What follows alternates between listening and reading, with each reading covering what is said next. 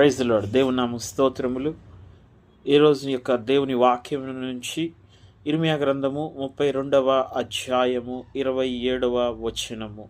నేను యెహోవాను, సర్వ శరీరులకు దేవుడను, నాకు అసాధ్యమైనది ఏదైనా నుండునా. Book of Jeremiah chapter 32 verse 27. Behold, I am the Lord, the God of all flesh. Is there anything too hard for me? ప్రియ దేవుని బిడ్డలారా, దేవుని గురించి మనం చూస్తే మన దేవునికి కొన్ని నామములు కలవు.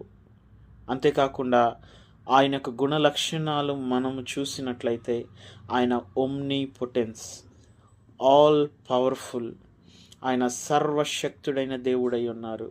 ఆయన ఒమ్నీషియన్స్, ఆల్ నోయింగ్, ఆయన సర్వజ్ఞాని అయి ఉన్నారు. అదేవిధంగా ఆయన గురించి రాయబడి ఉంది ఒమ్ని ప్రెజెన్స్, ఆల్ ప్రెజెంట్, ఎవ్రీవేర్.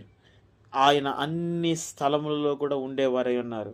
ప్రియ దేవుని బిడ్డలారా, మన దేవుని గురించి చూస్తే ఆయన కంటే శక్తివంతమైన వారు ఎవ్వరూ లేరు. ఆయన ఆల్ మైటీ అయి ఉన్నారు. అంతేకాకుండా ఆయన భూత భవిష్యత్తు వర్తమాన కాలంలో పాస్ట్, ప్రజెంట్ అండ్ ఫ్యూచర్ అన్నీ కూడా తెలిసిన వారై ఉన్నారు. ఒకే సమయంలో అన్ని స్థలాలలో కూడా ఉండగలిగిన శక్తిమంతులై ఉన్నారు మన దేవుడు. అంతేకాకుండా ఆయన గురించి మనం చూస్తూ ఉన్నాం బైబిల్ గ్రంథం అంతట్లో. మరణాన్ని జయించిన వారు ఎవరు లేరు, కానీ మరణాన్ని జయించిన దేవుడై ఉన్నారు. మరణం నుంచి కూడా ప్రజలను లేవనెత్తిన వారై ఉన్నారు. అంతేకాకుండా ఆయన అద్భుత కార్యములు చేశారు. ఎర్ర సముద్రాన్ని చీల్చారు, ఎలుక గోడలను కూల్చివేశారు. అంత మాత్రమే కాదు, కానీ ఒక సాధారణమైనటువంటి ఒక గొర్రెల కాపను ఒక దేశానికి రాజుగా నియమించారు. ఒక సాధారణమైన బానిసను ఒక దేశానికి ప్రధానమంత్రిగా నియమించారు.